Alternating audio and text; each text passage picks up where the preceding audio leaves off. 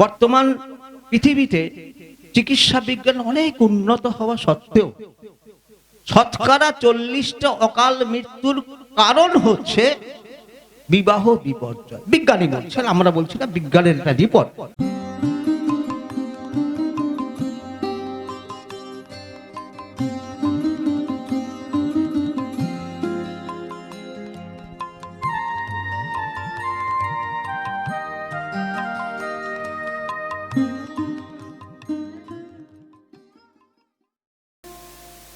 বর্তমান সমাজে বিশেষ করে এই মানুষ যারা, তারা কিন্তু ভাগ্যকে খুব বিশ্বাস করে, যার জন্য তথাকথিত জ্যোতিষশাস্ত্র হস্তরেখাগুলো আছে, ভাগ্যকে কিভাবে নিয়ন্ত্রণ করা যায়, ভাগ্য বিপর্যয় হলে সেই ভাগ্যকে কিভাবে, অনেক রকম গ্রহ রত্ন আছে, সেসব দিয়ে ঠিকঠাক করার একটা বিধান আছে। কিন্তু এর মৌলিক যে জিনিসটা ঠাকুর অনুকূলচন্দ্র আমাদের সামনে সেটাকে তুলে তুলে, আমরা যদি ভাগ্যকে কপাল বলি, কপাল মানে এই যে এই জায়গাটা, ঠাকুর ব্যাখ্যা করে বলছেন ক মানে কেন্দ্র, পাল মানে পালন করা। এই মস্তিষ্কটা হচ্ছে আমাদের এই যে এই দেহ আছে, সেই দেহকে পালন করে, সমস্ত তার মধ্যে সমস্ত বিচার বুদ্ধি তার স্নায়ুমণ্ডলীর মাধ্যমে আমাদের সমগ্র দেহটাকে পরিচালনা করে।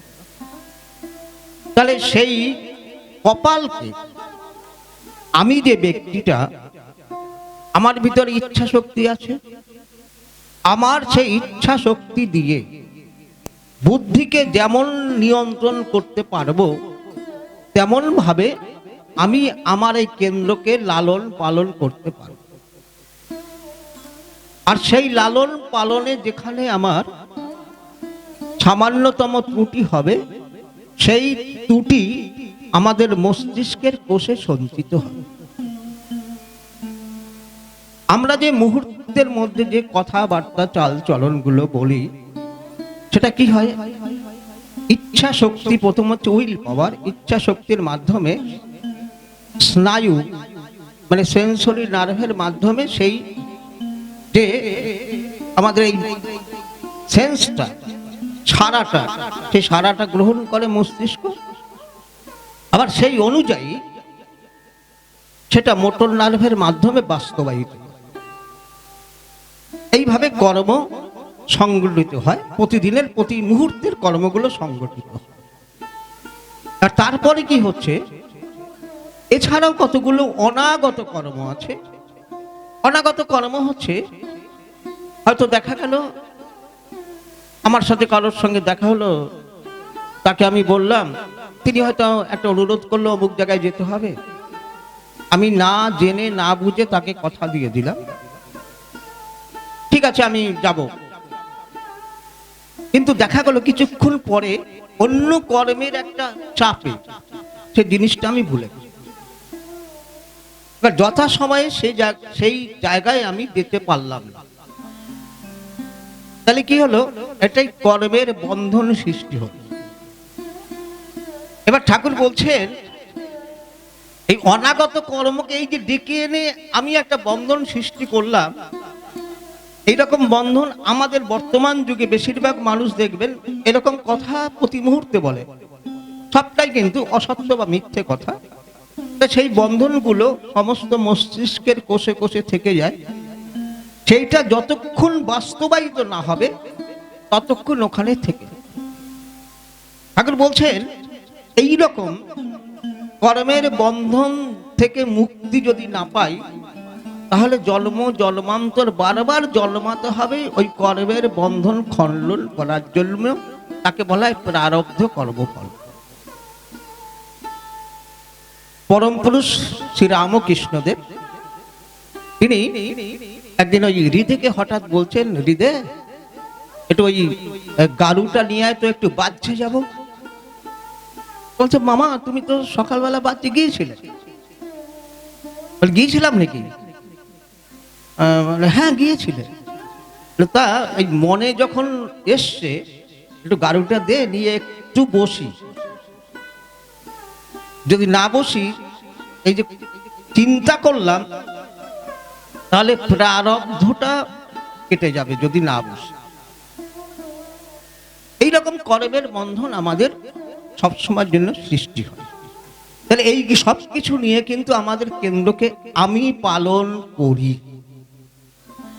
যারা ইষ্ট ধরেছেন, আমরা যারা দীক্ষা গ্রহণ করেছি, আমাদের ক্ষেত্রে একটা সুবিধা আছে, কতগুলো নিয়মনার মাধ্যমে আমি আমার কেন্দ্রকে নিয়ন্ত্রণ করতে পারছি। ঠাকুর অনুকূল চন্দ্রের যে পদ্ধতি, এই পদ্ধতির বাইরে এই কপাল বা কেন্দ্র, একে নিয়ন্ত্রণ করার কোনো সাধনা এখন পর্যন্ত এত সহজভাবে কেউ দেয়, কোনো সাধক দেয় আছে। আমাদের এই ষটচক্র ভেদের কথা আছে সাধনায়। মূলাধার চক্র থেকে ছটা চক্র ভেদ করে এইখানে নাসামূল, তারপরে আজ্ঞা চক্র, এইভাবে আস্তে আস্তে দয়াল দেশ পর্যন্ত আছে। ঠাকুর করলেন কি, তার যে নামের একটা ভেতরে যে শক্তি আছে, সে শক্তিতে বললেন যে এই নাসামূল, এখানে যদি যে বীজ মন্ত্র আমরা পেয়েছি সেটাকে যদি জপ করা, অজপা জপে সিদ্ধ হওয়া যায়, আর এই আজ্ঞাচক্র, এখানে যদি ইষ্ট মূর্তি ধ্যান করা যায়, তাহলে সেন্সরি মেটার কোঅর্ডিনেশন হয়। অর্থাৎ আমাদের ভাবা বলা করা চিন্তাগুলো একটা সুন্দর সামঞ্জস্যপূর্ণ নিয়ন্ত্রণে থাকতে পারে। তার জন্য কর্মগুলো সুনিয়ন্ত্রিত হয়।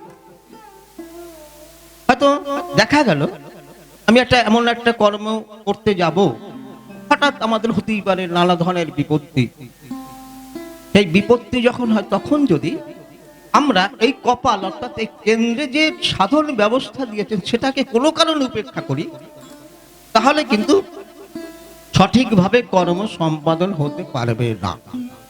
এদিকটা আমাদের খুব গুরুত্ব দিতে হবে। ঠাকুর খুব গুরুত্ব দিয়েছেন। যেমন পুণ্যপুঁথিতে একটা জায়গায় বলছেন, মানুষ পাখি পোষে, তাকে রাধা রাধা কৃষ্ণ কৃষ্ণ শেখায়, কিন্তু যখন বিড়ালে ধরে তখন করে ট্যাগ। তার মানে বলছেন আমাদের জীবনে এইরকম বিড়াল রূপ যত বিপদ যদি কখন, মানে বিড়ালের একটা যদি বিপদ আসে, আমরা যেন ওই ট্যাগটা না করে, অর্থাৎ ওই রাধা কৃষ্ণ যে নাম পেয়েছি, নামের সাথে যুক্তি মানে যোগ যুক্ত থেকে আমি আমার কর্ম যেন সম্পাদন করতে পারি।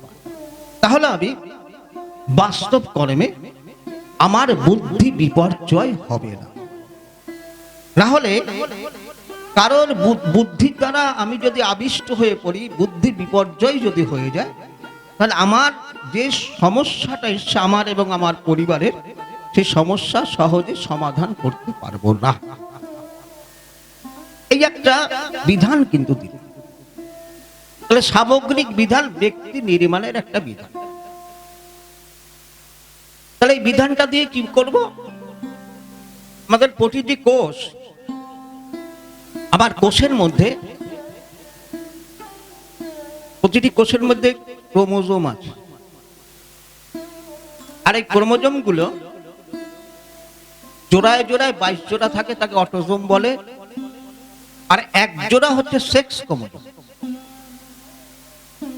ওই এক জোড়া সেক্স ক্রোমোজোম, ওই ক্রোমোজোম দিয়ে কিন্তু আমি মানুষটা একদিন সৃষ্টি হয়েছিল। এই হচ্ছে সৃষ্টি তত্ত্ব। আর সেই ক্রোমোজোমটা মাতৃশক্তি, আমার মা তার এক্স ক্রোমোজোমের মাধ্যমে আমার পিতার কাছ থেকে ওয়াই ক্রোমোজোমটাকে গ্রহণ করেছিল। আর একে আমরা বলি গর্ভাধান বা ফার্টিলাইজেশন। আর এই গর্ভাধান তখন মা যেমন ভাবে মেপে দিয়েছিল, মা যেমন ভাবে মেপে দিয়েছিল, সেই মাপের মাধ্যমে আমার এই কপাল তখনই তৈরি হয়ে এসছে, যাকে বলে ইনস্টিংক্ট। তাহলে কি দাঁড়ালো? তাহলে আমার এই যে কপাল বা ভাগ্যকে, সেটাকে এই পৃথিবীতে আনয়ন যিনি করেন তিনি হচ্ছেন মা। তার জন্য মাকে এত সুন্দরভাবে শ্রী শ্রী ঠাকুর মর্যাদা দিয়েছেন, প্রতিটি মেয়েকেই মায়ের মর্যাদা দিয়েছেন। এবং প্রতিটি মেয়েকে, এই যে দুর্গা আমরা পুজো করি, মা দুর্গার চিন্ময়ী রূপ বলে বর্ণনা করেছে। তাহলে দৈনন্দিন মাতৃপূজা তিনি আমাদের শেখান। তাহলে কেমন ভাবে দিলেন, যেটা সত্যানুসরণেই আছে। তার মাতৃভাব প্রতিষ্ঠিত না হলে স্ত্রীলোকের মুখের দিকে তাকাতো। এই যে প্রতিষ্ঠিত করা, এটা শুধু আমাদের ধর্মে নয়, ইসলামেও কিন্তু, মানে সনাতন ধর্ম এমন বিকৃত, ইসলামেও আছে। জানি না এত বিকৃত কেন হলো, সেখানেও আছে। মানে পুরুষকে বলছে তুমি তোমার স্ত্রী এবং কন্যা ব্যতীত কারোর মাথার চুল পর্যন্ত মানে দেখতে পারে ইসলামেও। এটা কেন? এই জায়গাটায় দাঁড়িয়ে আমাদের ভাবতে হবে। ঠাকুর বললেন স্ত্রী চিন্ময়ী মা। তাহলে স্ত্রীকে চিন্ময়ী মা রূপে যদি সাধনা করতে পারি, তাহলেই আমি পুরুষ। পুরুষ মানে পূরণকারী, আর নারী হচ্ছে যিনি বৃদ্ধি পাওয়া। তাহলে দেখালো, তাহলে আমরা মায়ের মাধ্যমে, মা আমাদের গর্ভধারিণী, তিনি জন্মালেন। তাহলে মা এই যে জন্ম প্রক্রিয়া, এর মধ্যে হচ্ছে সমগ্র পূজা বিধি রয়ে গেছে। যত পূজা আছে সব পূজা বিধি এর মধ্যে আছে। আমরা ঠাকুর অনুকূল চন্দ্র সুন্দরভাবে বলছেন যে যখন গর্ভাধান, আমাদের কতগুলো সংস্কার আছে, তার মধ্যে একটা সংস্কার গর্ভাধান সংস্কার, দশবিধ সংস্কার। তাহলে সেই গর্ভাধান সংস্কারটা হচ্ছে ওই কপাল কিভাবে নিয়ন্ত্রণ হবে, সৃষ্টি হবে, সেই প্রক্রিয়া আমাদের জানার দরকার আছে। তাহলে কি হবে, আমার ঘরের যে একটি মেয়ে, সেই মেয়ের পরিণতি কি হবে, সে মা হবে। আমার ঘরের মেয়েটি, তার পরিণতি হবে মা হবে। লেখাপড়া শিখুক, চাকরি করুক, অর্থ উপার্জন করুক, যাই করুক, একটি মেয়ে যদি মা হতে না পারে, তার মতো দুঃখী আর কেউ নেই। যারা দেখবেন একটা মা হতে না পারার বেদনা নিয়ে কত কষ্ট করে। আবার একটা পুরুষ যতই প্রতিষ্ঠিত হোক, টাকা পয়সা যাই তার উপার্জন হোক, যতই প্রতিপত্তি থাকুক, সে যদি একটা বাবা না হতে পারে, তাহলেও তার একটা বেদনা থাকে। তাহলে কি দাঁড়ালো, আমাদের একটা পুরুষের মূল যদি কিছু থাকে হওয়া প্রাপ্তি, সেই প্রাপ্তি হচ্ছে পিতৃত্ব। বাবা হবে আর মেয়ে মা হবে। তাহলে মা হতে গেলে, আমরা এই নারী নীতিতেই পাঠ করা হলো, তাহলে মেয়ে বরে বরণ করে সেই বিয়েতে সমাজ বলে। তাহলে বিবাহ নীতি একটা আছে মাধ্যম, আর্য কৃষ্টির মধ্যে একটা এত সুন্দর একটা ব্যবস্থা, দশবিধ সংস্কারের একটা ব্যবস্থা। দশবিধ সংস্কারের কতগুলো ব্যবস্থার মধ্যে যৌবনের সংস্কার হচ্ছে বিবাহ, বিবাহের পরে হচ্ছে গর্ভাধান, তারপরে পুংসবল, পঞ্চামৃত, এরকম করতে সাধু ভক্ষণ, তারপরে জাতকর্ম, মানে যখন গর্ভ থেকে আমরা ভূমিষ্ঠ হই, জাতকর্ম, এরপরে আবার কতগুলো সংস্কার। তাহলে বিবাহ সংস্কারে সংস্কৃত বিবাহ করে নারী, একটা মেয়ে সে করে বিবাহ, বিবাহ মানে বিশেষভাবে বহন করবে। কি বহন করবে? যে মেয়েটিকে আমি ঘরে আনবো আমার বধূ করে, পুত্র বধূ করে, তাহলে সে কি করবে? সে একটা পরিবারের কৃষ্টি এবং ঐতিহ্য সবকিছু নিয়ে একটা সত্তা, সে আমার পরিবারের পিতৃপুরুষের সত্তা, জেনেটিক কোডকে সে বহন করবে, সে জেনেটিক কোডকে বহন করবে। আর সে যদি জেনেটিক কোডকে সঠিক বহন করতে পারে তাহলে কি হবে? শুদ্ধ আত্মার জন্ম গ্রহণ করবে। আর তাতে যদি কখনো ব্যর্থ হয় তাহলে কিন্তু আজকের বর্তমান সমাজে এত রোগগ্রস্ত শিশু জন্মায়, মানে খুব বাজে লাগলো। আমাদেরই একজন মা বললেন তারই একটি সন্তান থ্যালাসেমিয়া আক্রান্ত, তাকে রক্ত দিতে হয়। এইরকম বর্তমান পৃথিবীতে চিকিৎসা বিজ্ঞান অনেক উন্নত হওয়া সত্ত্বেও শতকরা 40টা অকাল মৃত্যুর কারণ হচ্ছে বিবাহ বিপর্যয়। বিজ্ঞানী বলছেন, আমরা বলছি না, বিজ্ঞানের একটা রিপোর্ট। কারণ বিবাহ যদি সঠিকভাবে, যে স্বাস্থ্য দেখার কথা, স্বাস্থ্যের 3টে দিক আছে। আমরা এত কিছু বর্ণ বংশ সবাই হয়তো জানে না, বিজ্ঞান মানে না, কিন্তু বিজ্ঞান বলছে জেনেটিক ফ্যাক্টর অফ ডিজিজ বলতে গিয়ে বিজ্ঞানীরা বলছেন যে এই যে দুরারোগ্য সব ব্যাধি, সেগুলোকে একমাত্র প্রতিরোধ করতে পারে যদি শুদ্ধ বংশে বিবাহ হয়। যে বংশে রোগাক্রান্ত কিছু নেই, যেমন থ্যালাসেমিয়া কি হয়? পিতা বা মাতার মধ্যে একজন ক্যারিয়ার থাকে। তাহলে আমরা যদি সেই বিবাহের আগে ঠাকুরের নিয়মটা মানতাম, বিয়ের আগে বর্ণের হিসাব করতে হবে, বংশের হিসাব করতে হবে, শিক্ষা দেখতে হবে, এবার স্বাস্থ্য দেখতে হবে, স্বভাব অভ্যাস ব্যবহার এটা দেখতে হবে। তাহলে আমরা বাহ্যভাবে বুঝলাম না স্বাস্থ্যটা কিভাবে দেখব। এবার স্বাস্থ্যের মধ্যে 3টে ভাগ আছে: শারীরিক স্বাস্থ্য, মানসিক স্বাস্থ্য, সামাজিক স্বাস্থ্য, এবং খুব সর্বোপরি মানে এটা ওয়ার্ল্ড হেলথ অর্গানাইজেশন একটা দিয়েছে, বলছে সেখানে পজিটিভ হেলথ। ওরা একটা বলছেন পজিটিভ হেলথ। শারীরিকভাবে একটি মানুষের মাথার চুল থেকে পায়ের নখ পর্যন্ত সৌষ্ঠব, দেহ সৌষ্ঠব ঠিক থাকবে, কমপ্লেক্সন ঠিক থাকবে, এবং তার সমগ্র যন্ত্রগুলো ঠিক থাকবে, অসুস্থ থাকবে না। মানসিকভাবে সে ইরিটেবল নয়, রাগী নয়, সকলের সঙ্গে মিলে চলতে পারে এবং সমাজে মিলেমিশে চলার মতো ব্যবহার করতে পারে, স্বভাব অভ্যাস ব্যবহার। এইবার পজিটিভ হেলথ মানে সোশ্যাল হেলথের মধ্যে সবাইকে নিয়ে চলার একটা বুদ্ধি। আমরা যেহেতু সামাজিক প্রাণী, এবার পজিটিভ হেলথ হচ্ছে জেনেটিক কোড।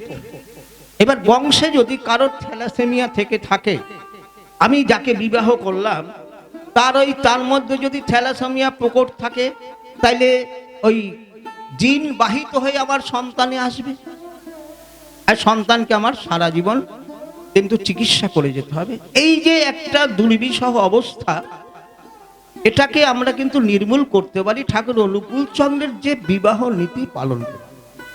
এটা কিন্তু কেউ দেয়। ঠাকুর অনুকূল চন্দ্র যে ব্যবস্থা দিলেন এই মানব সভ্যতাটাকে রক্ষা করার জন্য কেউ দেননি।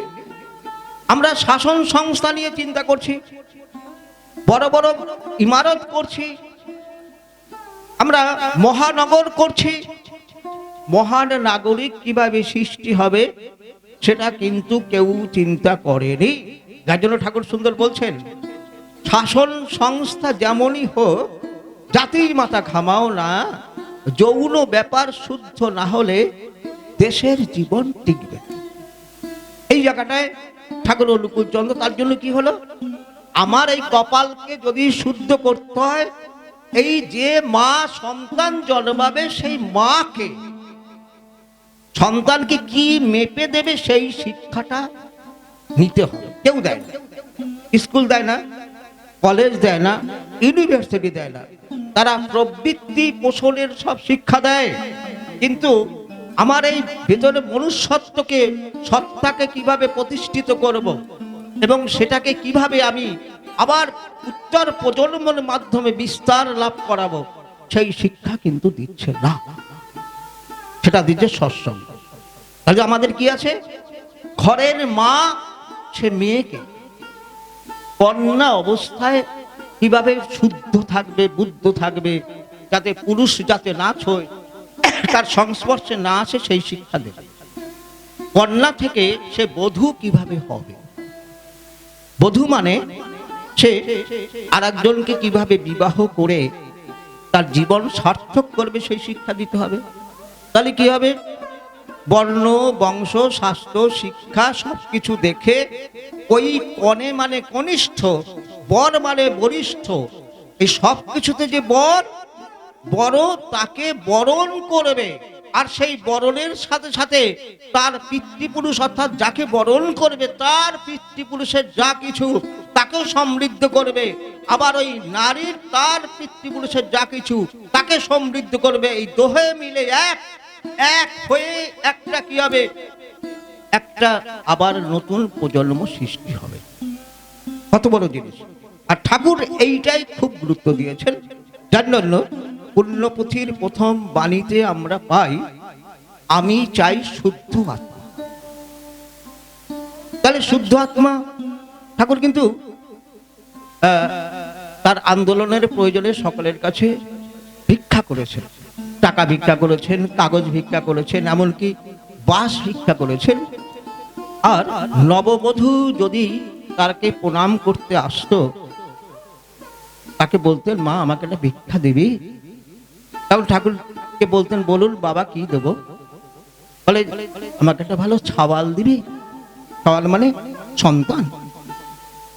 বলছে, তিন সত্যি কর, তিন সত্যি কর, আমাকে একটা ভালো ছাওয়াল দিবি। সৎসঙ্গ আন্দোলনে এই জায়গাটায় আমাদের ভাবতে হবে। তাহলে কি দাঁড়ালো? টাকা পয়সার দরকার নেই, আমার মেয়েকে ভালো কিছু পড়াবার দরকার নেই।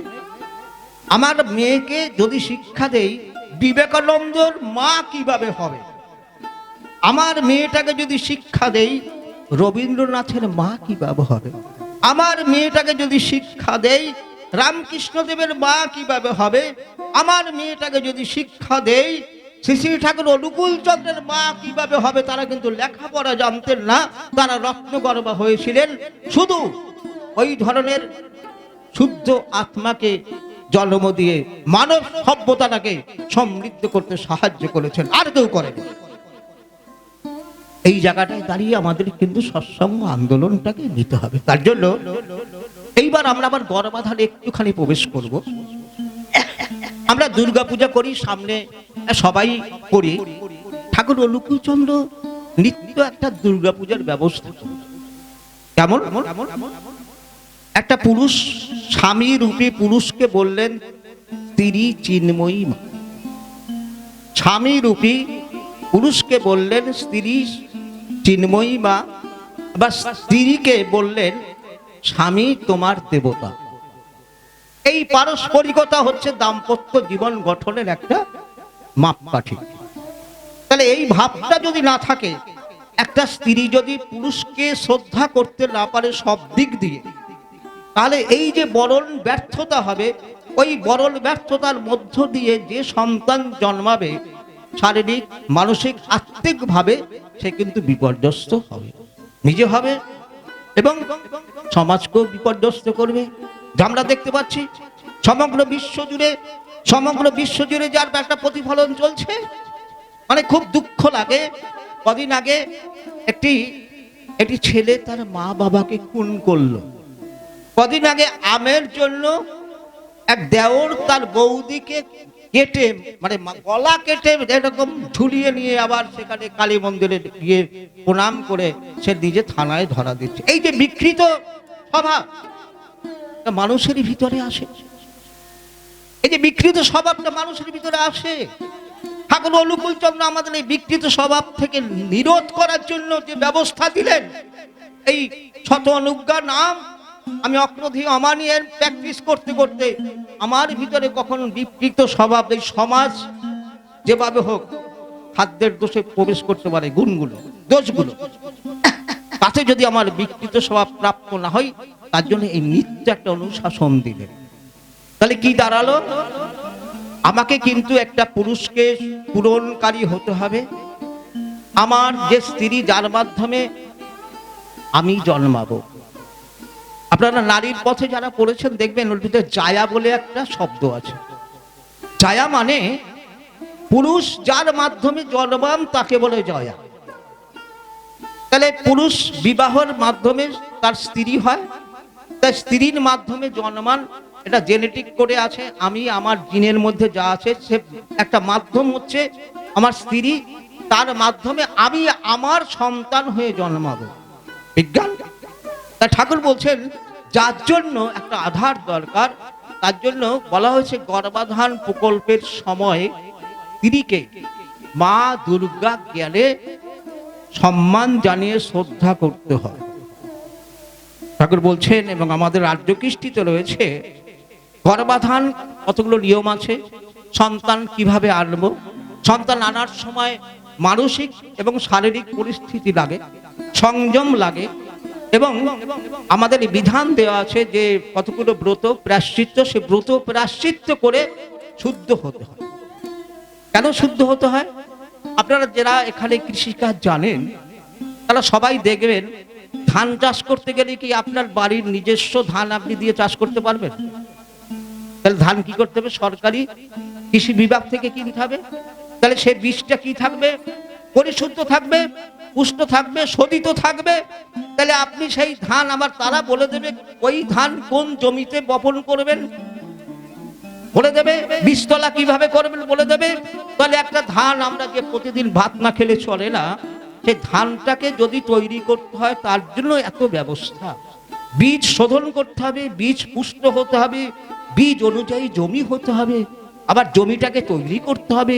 তৈরি করার পরে সেই ফার্টাইল যদি হয় জমিটা, যাকে এই ফার্টাইল হলে ফার্টাইল হলে তখনই বীজ বপন করতে হবে, আবার রক্ষা করতে হবে, আবার সেটাকে আবার রোপণ করতে হবে। এই যদি একটা ব্যবস্থা থাকতে পারে, তাহলে মানুষ জন্মাবার জন্য কি বিধিগুলো মানতে হবে না? কিন্তু সবচাইতে দুঃখজনক ব্যবস্থা হচ্ছে আমাদের সরকারি ব্যবস্থায় গরুর জাত আছে, কুকুরের জাত আছে, পেডিগ্রি লাগবে, যেমন তেমন কুকুর হলে চলবে না। এই যে আমাদের এখন মিলিটারিদের ভিতরে এত কুকুরের ট্রেনিং দেওয়া হয়, সব কিন্তু পেডিগ্রি এবং সবটা কিন্তু টেন্ডার দিয়ে কেনা হয়। তার মাকে বাবাকে সবকিছু দেখে একটা কুকুর কেনা হয়। রাস্তার এত কুকুর, সেই রাস্তার কুকুরকে কিন্তু কেউ নিয়ে ভালো করে গলায় শিকল টিকল দিয়ে কিন্তু পালন করে না, টেন্ডার করে না। জিনিসটা বুঝতে হবে। তাইলে একটা কুকুরের ক্ষেত্রে এই আমাদের যে আলিপুর চিড়িয়াখানায় একটা বাঘের বাচ্চা হয়েছিল, সেই বাঘের বাচ্চাটাকে আলাদা করে দেওয়া হয়েছে। কারণ তারা ভাই আর বোনের মধ্যে স্বগোত্র যেন জনন না হয়, সেটা আলাদা করে দেওয়া হয়েছে। স্বগোত্র জনন যাতে বাঘের মধ্যে না হয়, সেটা সরকার দেখে। কাজিরাঙ্গা গন্ডারকে রেডিও কালার লাগানো হয়, তাদেরও যাতে স্বগোত্র জনন না হয় রেডিও কালার দিয়ে নিয়ন্ত্রণ করা হয়। অ্যানিম্যাল ওয়েলফেয়ার বোর্ড এগুলো চিন্তা করে। আর আমরা মানুষ, আমাদের জন্য সরকারে, আমি বিয়ে করলাম, কোনো কিছু দেখলাম না, এবার দাম্পত্য অশান্তি শুরু হলো, ঘর করতে পারলাম না, আবার সেই উকিল বাবু বলছেন আমি আছি, আমি ডিভোর্স করিয়ে দেবো। তাহলে একটা ছাদের তলায় পিতা মাতা সন্তান যদি না থাকতে পারে, তাহলে সমাজ রাষ্ট্র যে বিচ্ছিন্ন হয়ে যাবে। তার একক হচ্ছে পরিবার। পরিবারের উন্নয়ন নিয়ে কেউ চিন্তা করছে না। আর ঠাকুর অনুকূল চন্দ্রের আন্দোলন ব্যক্তি দম্পতি গৃহ সমাজ রাষ্ট্র ধারণে যাজনেষ্ট ভীতি শাস্ত্রী প্রবর্তক। চিন্তা করার সময় কিন্তু এসছে। প্রত্যেকে যদি আমরা ব্যক্তি নির্মাণ যদি সঠিক না করতে পারি, সবকিছু দিয়ে জৈবিক তাগিদ কিভাবে পরিপূরণ করতে হবে, খাদ্য নিয়ন্ত্রণ করতে হবে, বৃত্তি নিয়ন্ত্রণ করতে হবে, জৈবিক তাগিদের ধর্ম পালন করতে হবে। আর এটাই হচ্ছে ধর্ম, জৈব ধর্ম পালন করা। অর্থাৎ আমি যেমন একটা, আমি বাঘের বাচ্চা বাঘ হয়, কুকুরের বাচ্চা কুকুর হয়, শিয়ালের বাচ্চা শিয়াল হয়। আর মানুষের বাচ্চাদের ক্ষেত্রে বেশিরভাগই কিন্তু শেষ দিন পর্যন্ত শিখতে হয়। আমাদের এত ভুল হয়ে যায়। মানুষের বাচ্চাকে প্রকৃত মানুষ করতে গেলে ওই সদ্গুরু রূপী, যিনি পিতার পিতা পরম পিতা রূপে অবতীর্ণ হন, তিনি সবটা জানেন। তার যে নিয়ম নির্দেশ আছে সেটা পেয়ে যারা ধন্য হয়েছে দীক্ষার মাধ্যমে, তারা যদি সেই নিয়মালাকে অশ্রদ্ধা করে, অবজ্ঞা করেন, তাহলে কিন্তু আমাদের জীবনের পরিপূর্ণতা, অর্থাৎ আমার কপালকে আমি কিছুতেই নিয়ন্ত্রণ করতে পারবো না। আমার কপালকে পালন করার জন্য ওই বিধি, এই উষানিশায় মন্ত্র সাধন বিধি, চলাফেরায় নাম, সবসময় নাম জপ করার বিধি, এই যে এখান থেকে এই কপাল সুন্দরভাবে কেন্দ্রীয় মস্তিষ্কে এখান থেকে নিয়ে গিয়ে আবার ধ্যান শবাসন করার বিধি, এগুলো বিধি মেনে যদি আমি আমার জীবনকে নিয়ন্ত্রণ করতে পারি, তাহলে এই জীবন হবে ধন্য। আর এই ধন্য হলে কি হবে, আমার একটা পরিবার তো সুন্দর হবে, আর দেখা দেখি আমার প্রতিবেশীর পরিবার সুন্দর হবে। আর এই পরিবার কেন সুন্দর করতে হবে? অমৃত লাভ করার জন্য, অনন্ত জীবন লাভ করার জন্য। এরকম অনন্ত জীবন, ওই যে মাতৃদেবী চলে গেছেন, মাতৃদেবী আছে। আমরা বললাম পরলোক নিয়ন্ত্রণ ইহকাল, আমি ইহকালে যা করব আমি হয়তো 100 বছর বাঁচব, কিন্তু অনন্তকাল নিরলম্ব বায়ুভূত থাকতে হবে। পরম পিতার হাত ধরা হয়ে যতক্ষণ না থাকতে পারবো, ততক্ষণ কিন্তু আমি সঠিক জায়গায় থাকতে পারবো না।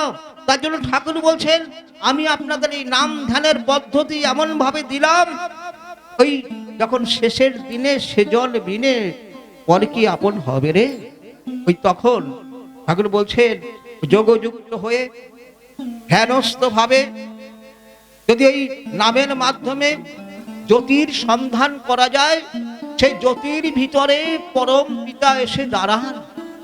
পরম পিতা তার নিজের ধামে, সাধনোচিত ধামে নিয়ে যায়। ঠাকুরের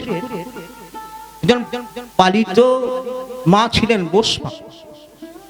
আপনারা জানেন সেই বসমা হিমায়তপুর থেকে দেওঘর এসছেন, তার পরিণত বয়সে বৃদ্ধা হয়ে গেছেন। ঠাকুরকে একদিন বলছেন, তুমি তো যাই হোক তোমারে কোলে পিঠে তো মানুষ করিছি, তুমি তো ভগবান, আমাকে তোমার ওই দেশে নিয়ে যাবে, দয়াল দেশে, তোমার দেশে আমাকে একটু নিয়ে যাবে? ঠাকুর বলছে, চিনবার পারলে তো, আপনার ভাষা তোমাকে চিনতে পারলে তো, চিনতে পারবে না। সেই হিমায়তপুর থেকে পাবনা তোমার সাথে রয়েছে, আমাকে চিনতে পারবে না। বলছে এই চেনা সেই চেনা নয়, এই চেনা হচ্ছে পরমাত্মিক চেনা। তোমার এই দেহ যখন সূক্ষ্ম শরীরে যাবে, সূক্ষ্ম শরীরে সমস্ত একটা কোষ থেকে এসেছিল, আবার সেই একটা কোষে একটু প্লাজমের ভিতরে পরিবর্তিত হবে। আর সেই সময় তোমার স্মৃতিবাহী চেতনার মাধ্যমে তোমার যে যোগযুক্ত যদি থাকতে পারো আমার সাথে, তাহলে আমি চিনে নিতে পারবো, তাহলে আমি চিনে নিতে পারবো। তাহলে এই স্মৃতিবাহী চেতনার সাথে যোগযুক্ত, যার জন্য আমরা যারা হস্তনি গ্রহণ করেছি, মন্ত্রের মধ্যে আছে নিয়তং স্মৃতি চিদযুত, আমি যেন নিয়ত স্মৃতিবাহী চেতনার অধিকারী হতে পারি। আর ঠাকুর শেষ জীবনে একদিন বলছেন যে ছোটবেলা থেকে শুরু করে আজ পর্যন্ত আমি এত অত্যাচারিত হয়েছি, এখনো অত্যাচারিত হয়ে চলেছি, কিন্তু পরম পিতার কাছে আমি নালিশ করিনি।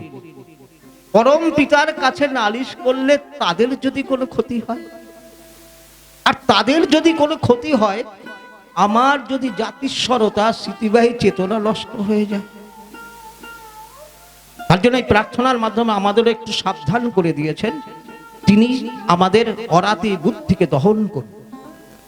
অরাতি বুদ্ধি হচ্ছে শত্রু বুদ্ধি। অরাতি বুদ্ধি নিয়ে ইষ্ট পথে যাওয়া যায় না, এটা একটা বাধা সৃষ্টি করে। তার জন্য অরাতি বুদ্ধি নাশ করে আমি একমাত্র পরম পিতাকে নিয়ে চলবো। আর সেই পরম পিতার যে পিতৃপোষণ, ইষ্টভরণ পিতৃপোষণ, পরিস্থিতির উন্নয়ন, এই না করে যাই করিস অধঃপথে তোর চল। আর সেই চলনে আমরা সমৃদ্ধ হব। আর সমৃদ্ধ হতে গেলে যজন সমৃদ্ধ থাকতে হবে। প্রতিবার নাম ধ্যানের পরে শত অনুজ্ঞার অনুশীলন অনুশাসন পালন করতে হবে। আহার শুদ্ধি, খাদ্য শুদ্ধি লাগবে। এবং সবাইকে নিজের মতো করে, আমরা বলি মদাত্মা সর্বভূতাত্মা, সবাইকে নিজের মতো করে ভালোবাসতে হবে ঈশ্বর জ্ঞানে। আর এইটা যদি থাকে তাহলে আমরা পরম পিতার যে হাত ধরা হয়ে থাকা, অর্থাৎ তার সাথে যোগযুক্ত থাকা, সেই যোগযুক্ত থাকতে পারবো। আর যোগযুক্ত থাকতে পারলেই ঠাকুর বলছেন মৃত্যু থেকে অমৃত লাভ করা যায়। তৃষ্ণার একান্ত নির্বাণ, মহাচেতন সমুত্থানের পথে পাড়ি জমানো যায়। আমরা এই পাড়ি জমাবো, আমাদের এটাই ডেস্টিনেশন বা আমাদের গন্তব্য। সেই গন্তব্যে পাড়ি জমানোর জন্যই আমাদের এই সাধনা। আমি সকলের কাছে নিবেদন করব, জীবন একটা, আর সেই জীবনে পরম পিতাকে পেয়েছি। সব দুঃখ কষ্ট বেদনা যাই আছে, যাই সামনে আসুক, সবাইকে ছেড়ে দেব। আমরা কিন্তু এই পরম পিতার আদর্শ, অর্থাৎ আজ্ঞাচক্রে তার যে আসন, তার যে মন্দির, সেই মন্দির যেন আমার ভিতর থেকে কখনো তার দরজা আমি বন্ধ না করি। এই নিবেদনটুকু রেখে সবাইকে আমার বিনীত শ্রদ্ধা ভক্তি প্রণাম জানাচ্ছি। সবাই ভালো থাকবেন। জয় গুরু, বন্দে পুরুষোত্তম।